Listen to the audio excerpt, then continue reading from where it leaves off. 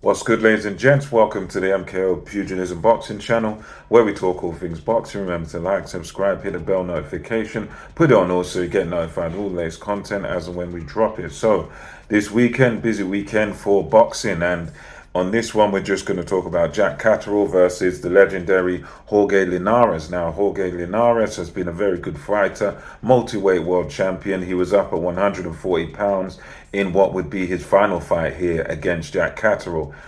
This fight, again, it wasn't an entertaining fight to watch. It wasn't an exciting fight.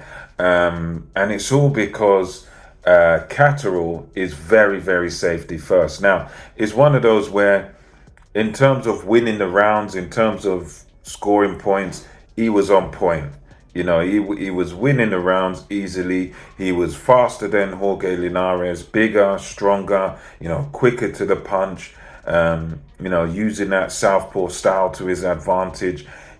From a boxing standpoint of just doing enough to win, he done that. Fair enough, he done that. He won very, very clearly. Linares just couldn't keep up. Linares is pretty much, obviously he's declared his retirement now. So yeah, at the end of his career and stuff, and Catterall was just popping away with a jab, using his movement, ones and twos at a time, not many punches thrown at once, not many combinations of punches. It was very safety first. And I think for me personally, that was the sort of fundamental, the only real flaw with this fight was that he didn't really put his foot on the gas, and he did have Linares hurt at certain points in the fight.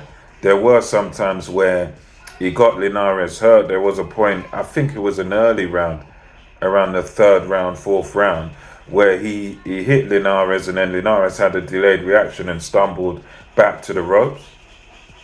And for me, that was where you need to jump on your man and hurt the guy and, just let it all hang out. And then he jumped on him a little bit and basically allowed Linares to make it to the end of the round. And then next round comes around and he's just back on the boxing, just boom, just keeping it nice and simple, keeping to these easy tactics and stuff.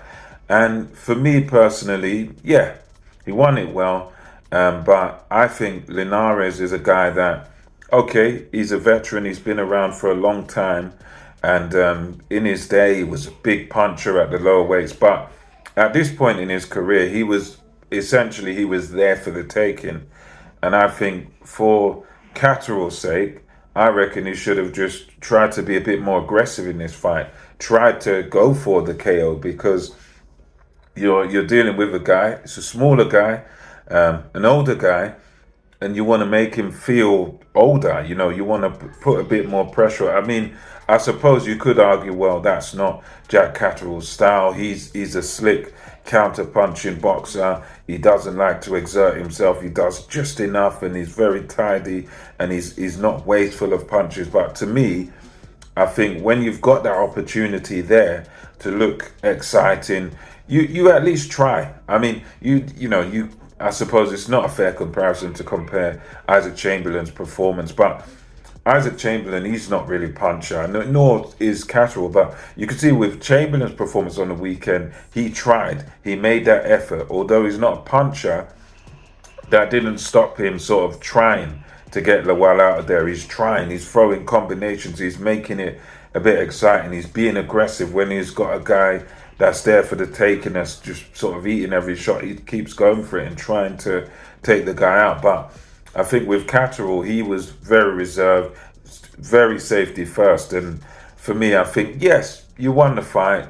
And I would more give it to him if you're dealing with sort of, like when he was dealing with Josh Taylor, someone like that, a younger guy, fresher guy that's a bit more dangerous to you, the guy that's your sort of size, he's at the weight division and stuff, and he's younger, he's fresher, and he can pop a bit. That's when you can be a bit safety first. But to me personally, this one for Catterall, he did very well, but he needed to be that bit more aggressive in his performance. And I think for me, that would have made it perfect. If he was more aggressive, let his hands go that little bit more, maybe come out of his character, out of his shell a little bit more, and not so safety first. If he'd done a bit of that, I would say, yeah, perfect performance. But other than that, I mean, I suppose you can't fault him too much. He won all the rounds pretty much. He won the fight very easily. You know, didn't really let Linares into the fight, and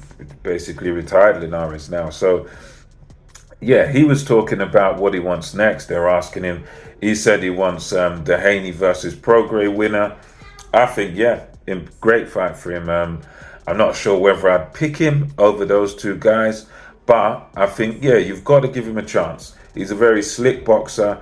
He's very good at his defense. He's very good counter puncher and stuff. So I think you'd have to give him a chance against that. The Haney Prograis winner. You'd have to say he's in with a chance. Probably not the favorite in my view, but he's definitely in there with a chance. I mean, the Josh Taylor performance was a long time ago, so you can't really trade off that anymore. But yeah, I hope he gets that fight next, or at least something that's the sort of equivalent of that next. So yeah, let me know what you thought about the performance in the comment section below. Jack Catterall beats Jorge Linares by points decision unanimously. I felt he needed to be a little bit more aggressive in his performance to put the icing on the cake, but maybe I'm wrong. Let me know what you think about this. Comment section below, and until next time, it's MKO Pugilism over and out.